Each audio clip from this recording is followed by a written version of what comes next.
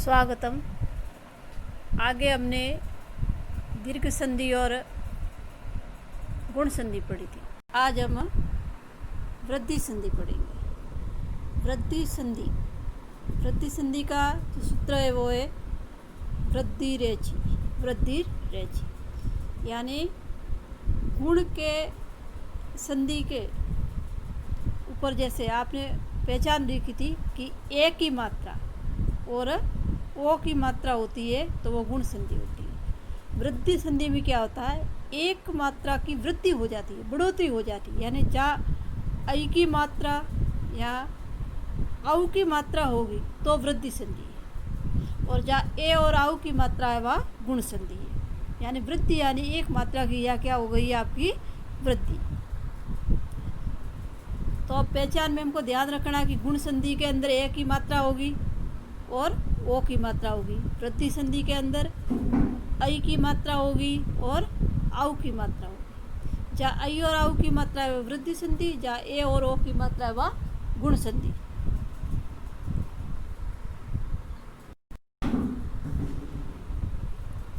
वृद्धि संधि का सूत्र है वृद्धि रेच, यानी अ या आ के बाद, अ या आ के बाद अगर ए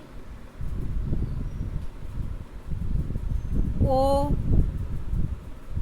ऐ औ ये स्वर होते अ या आ के बाद, यानी पहले वाले शब्द में अ या आ हो, या तो अ होगा या आ होगा। इनके बाद अ और आ के बाद ए आ जाए, ओ आ जाए, ऐ आ जाए या औ आ जाए, तो इन दोनों के स्थान पर मान लो जैसे या उदाहरण से हम समझेंगे, जैसे अत्रेक, इसकी संधि विच्छेद करेंगे तो अत्र धन एकम। अब यह अत्र के अंदर स्वर कौन सा है, अ, और या इसके बाद जो स्वर आया है वो ए। अब इन दोनों के स्थान पर क्या हो जाएगा, ऐ। क्या हो जाएगा, ऐ हो जाएगा। अब इस अ और ए, ये अ और इस ए, इन दोनों के स्थान पर क्या हो गया, ऐ। ये इसका नियम है। और अगर अ और आ के बाद, और आ इन दोनों के बाद अगर ओ या औ आ जाए तो इन दोनों स्वरों के स्थान पर क्या हो जाएगा, औ। और आ के बाद ओ या औ आए तो भी क्या हो जाता है, औ। जैसे मान लो मौषधम, महाधन औषधि, यानी या आ, ह के अंदर कौन सा स्वर है, आ, और आगे क्या आया है, औ। तो या आ और औ दोनों के स्थान पर क्या हो गया, औ हो गया। ये वृद्धि संधि का नियम है। तो अब आपको समझ में आ गया होगा कि वृद्धि संधि में सबसे बड़ी पहचान है वो एक तो ऐ की मात्रा होगी ऊपर, जहाँ ऐ की मात्रा है या औ की मात्रा है तो वो कौन सी संधि है, वृद्धि संधि। दूसरी बात हमें ये ध्यान रखनी है कि संधि करते समय जैसे मान लो जहाँ ऐ की मात्रा लगी हुई है या जहाँ औ की मात्रा लगी, वहाँ से हमको संधि करनी। इसका संधि विच्छेद क्या होगा, जहाँ ऐ की और औ की मात्रा लगी है वहाँ से संधि करनी है। संधि करते समय वहाँ से ही हमको संधि करनी है। जैसे यहाँ सभे का, अब यहाँ ऐ की मात्रा लगी हुई है किसके ऊपर, भ के ऊपर दो मात्राएं दिख रही है ना, यानी यहाँ कौन सी मात्रा है, ये ऐ की। अब इसकी संधि करेंगे तो संधि क्या होगा, सपाधन एका, या इसकी हम अ नहीं निकाल सकते, सब नहीं कर सकते कि सब का कोई अर्थ नहीं होता। और या एक शब्द में ए होता है, ऐक नहीं होता, इसलिए इसको ऐक को नहीं करके क्या करेंगे, एक। बस ये ध्यान रखना है, क्योंकि संधि के अंदर जो शब्द निकालते हैं तो शब्द कैसे होने चाहिए, सार्थक। दोनों शब्द हमें निकालने हैं वो सार्थक निकालने, निरर्थक नहीं होना चाहिए। जैसे दूसरे देखो जलोग, तो जल धन ओग, इसकी संधि होगी जल धन ओग। या ल के अंदर अ है और ओग ओ, इन दोनों को मिलकर क्या हो गया, ल के अंदर अ जो है, जैसे जल, जल के अंदर ल में क्या है, अ है, क्या है, अ है। और ओग शब्द है, पीछे वाला शब्द क्या है, ओग, यानी ये क्या हो गया, ओ। ये दोनों स्वर मिलके क्या बन गया, ये आपका औ। बस ये ध्यान रखना है। गुण संधि की जो पहचान है उसमें जो एक मात्रा आती है इस प्रकार, और वृद्धि संधि के पहचान में 2 मात्रा आएगी इस प्रकार। और संधि करनी है वो भी कहाँ से करनी है, गुण संधि में ए और ओ की मात्रा से, और वृद्धि संधि में ऐ और औ की मात्रा से। आगे हम लेते हैं यण संधि। यण संधि, यण संधि में क्या होता है, इसका सूत्र जो दिया है वो है इको यणसी, इको यणसी, यानी इक के स्थान पर, इक के स्थान पर यण होता है। इक भी एक प्रत्याहार है और यण भी एक प्रत्याहार है। इक प्रत्याहार है, उसके स्थान पर क्या हो जाएगा आपका यण। अब इक के अंदर कौन कौन से वर्ण है, ई, उ, री और द्री। यण के अंदर कौन कौन से वर्ण आएंगे, य, व, र और ल। ये यण के अंदर वर्ण होंगे, यानी इस इक प्रत्याहार के स्थान पर क्या होगा, यण। कहने का अर्थ है ई के स्थान पर य, उ के स्थान पर व,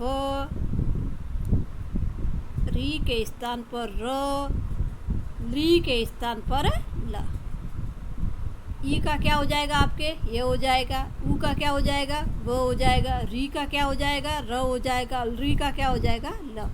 ये यण संधि के अंदर नियम है। अब देखो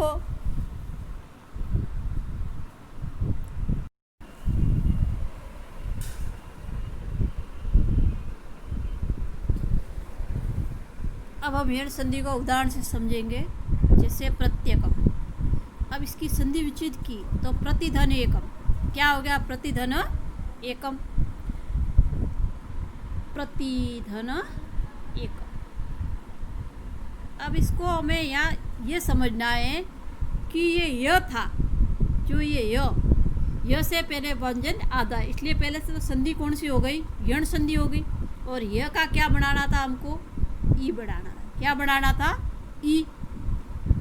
अब जैसे प्रति के अंदर य का क्या बना दिया, ई बना दिया, तो जो ई है वो इस तो जो आधा था उसके ऊपर जुड़ गया, तो क्या हो गया, प्रति।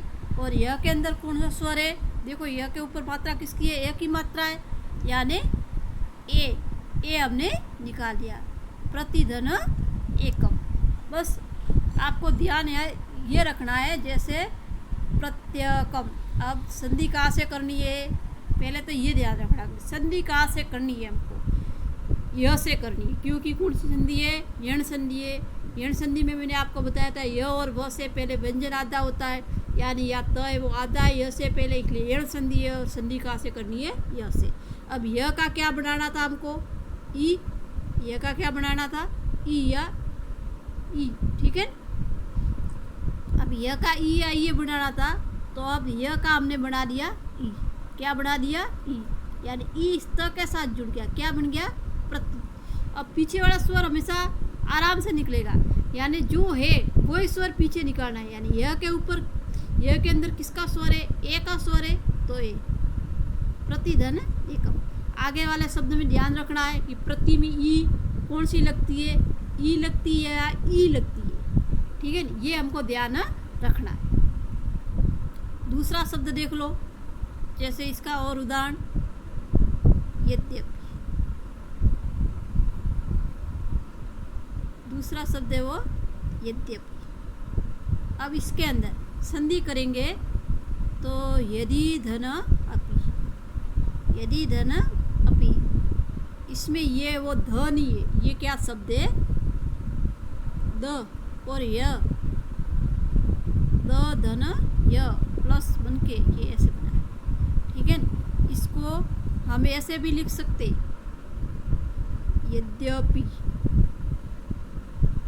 या इसको ऐसे भी लिख सकते हैं, ये ध शब्द नहीं है, समझ में आया। यानी ये य से पहले द है वो क्या है, आता है। तो अब इसकी संधि करेंगे, य से पहले द आता है, इसलिए संधि करेंगे तो क्या करेंगे, संधि आपकी द के ऊपर किसकी मात्रा आ जाएगी, ई। यदि, और इस य के अंदर कौन सा स्वर है, अ, कौन सा है, अ, यदि धन अपि, बस इतना याद रखना है।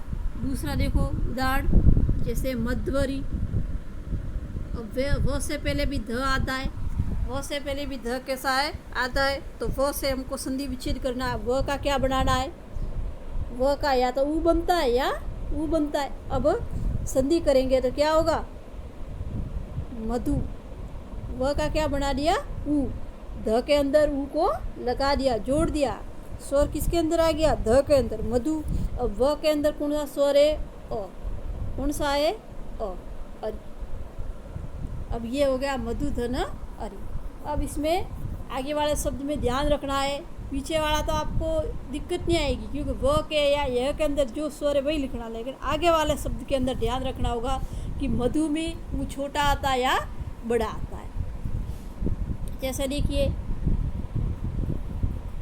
वद्वाशा, तो अब इसका संधि करेंगे तो क्या होगा, वधु धन आशा, वधु धन आशा, वधु धन आशा शब्द बना, क्योंकि व से पहले ध आता है, और व का हमको क्या बढ़ाया हमने, व का या क्या बढ़ाया, ऊ। अब वधु में ऊ क्या आता है, बड़ा ऊ होता है, क्या होता है, ऊ होता है, ऊ नहीं होकर क्या होता है, ऊ होता है। बस ये ध्यान हमको यहाँ रखना है। अब आगे देखो, री के स्थान पर क्या बनता है, र, री के स्थान पर क्या बनता है, र, यानी री के स्थान पर हमको क्या बनाना है, र बनाना है, क्या बनाना है, र बनाना। जैसे अब उस उदाहरण को देखते हैं, जैसे ये धात्रिंश नहीं है, ये धात्रिंश। अब इसकी संधि करेंगे तो संधि क्या होगी आपकी, धात्री, संधि क्या होगी, धात्री धन अंश, धात्री धन अंश।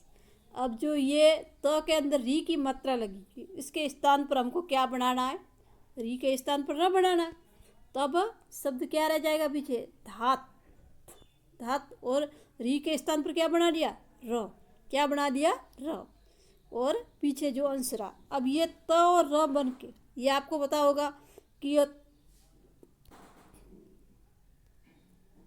त और र ये दोनों मिलके क्या बनते, त्र बनता है, क्या बनता है, त्र। तो शब्द जो आपका त और र मिलकर त्र बन गया, धात्र, और शेष रह गया अंश। अब ये अ इसके अंदर मिल जाएगा तो क्या हो जाएगा, धात्रांश, क्या शब्द हो जाएगा, धात्रांश। दूसरा उदाहरण देखो, जैसे पित्राज्ञा, क्या होगा, पित्राज्ञा, संधि करेंगे, पितृधन आज्ञा, पितृधन आज्ञा।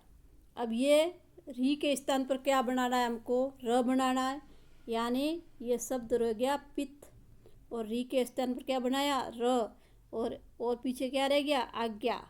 अब तो र मिल के क्या हो गया, त्र, क्या हो गया, त्र। अब ये त्र है, इस त्र के अंदर ये आ मिल जाएगा तो क्या हो जाएगा, त्रा, और पीछे रह गया ज्ञा, पित्राज्ञा।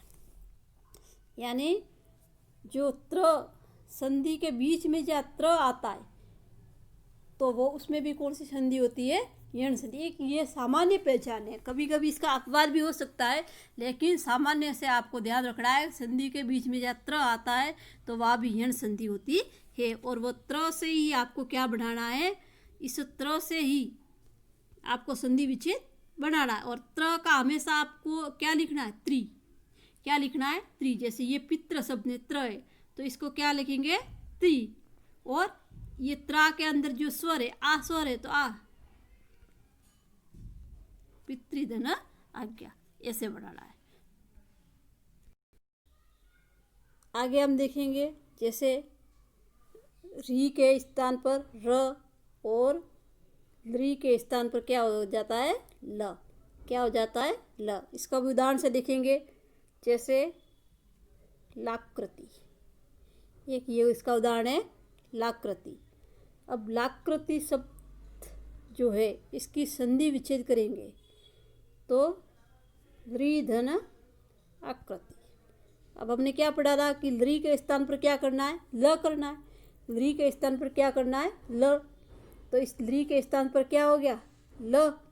और ये आ शब्द, आ जो स्वर है वो इसके अंदर मिल गया, क्या हो गया, लाकृति। बस इसमें भी ध्यान रखना है कि जैसे आपको एक और उदाहरण देख लेते, दूसरा लादेश। अब ल के स्थान पर क्या करना है आपको, री, और इसके अंदर स्वर कौन सा है, आ, आदेश।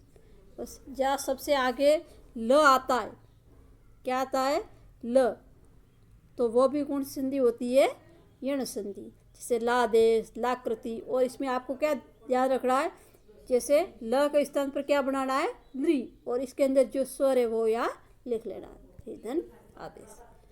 इस तरह की सामान्य पहचान आप ध्यान रखोगे तो आपकी संधि कभी गलत नहीं होगी। आगे हम दूसरे वीडियो में अयादि, पर रूप और पूर्व रूप संधि को पढ़ेंगे।